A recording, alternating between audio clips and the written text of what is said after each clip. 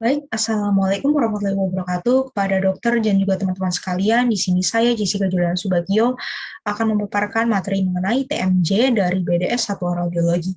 TMJ sendiri merupakan bagian yang sangat penting dalam tubuh kita karena dia tuh berperan dalam memfasilitasi gerakan membuka maupun menutup mulut. Sehingga dengan adanya TMJ itu kita dapat melakukan gerakan kompleks seperti mengunyah maupun berbicara.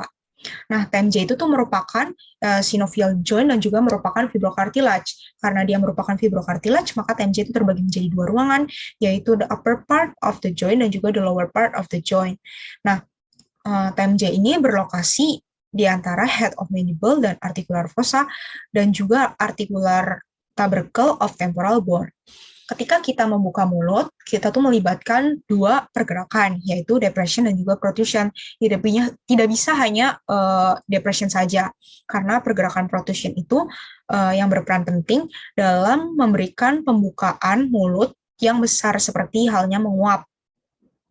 Sedangkan depression itu hanya berperan dalam memberikan pembukaan mulut yang kecil.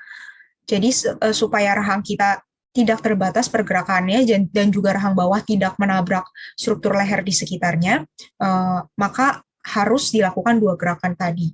Kemudian ada beberapa gerakan yang dihasilkan oleh TMJ itu sendiri. Yang pertama ada protrusi. Protrusi itu berperan penting dalam menggerakkan mandible ke arah anterior, ke arah depan, jadi memajukan mandible. Kemudian ada gerakan retrasi, yaitu menggerakkan mandible ke arah posterior atau memundurkan mandible.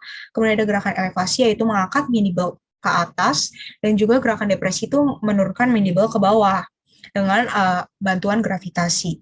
Kemudian jika TMJ kita dipotong secara koronal maupun sagital, itu terdapat dua kondisi. Yang kondisi pertama, itu ketika mulut kita tertutup, struktur di dalamnya itu terdapat articular cavity, di mana di dalam articular cavity itu terdapat articular disc, yang mana articular disc ini memiliki peran untuk membagi dua ruangan articular cavity, sehingga nantinya articular cavity ada inferior dan juga superior articular cavity.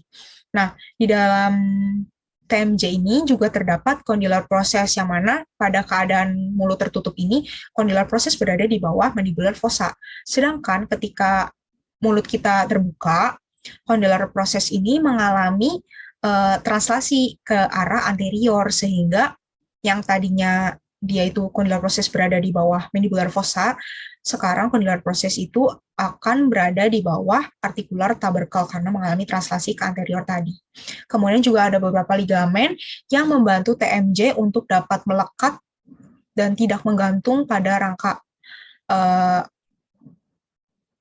tengkorak kita. Ada 4 ligamen. Yang pertama itu ada fibrous kapsul. Ligamen yang pertama ini memiliki kapsul.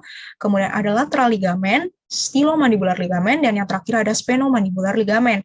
Yang ketiga ligamen yang saya sebutkan terakhir itu merupakan ligamen yang berada di luar kapsul, jadi dia tidak memiliki kapsul. Itu saja yang bisa saya paparkan. Mohon maaf apabila ada terdapat kekurangan maupun kesalahan kata. Wassalamualaikum warahmatullahi wabarakatuh.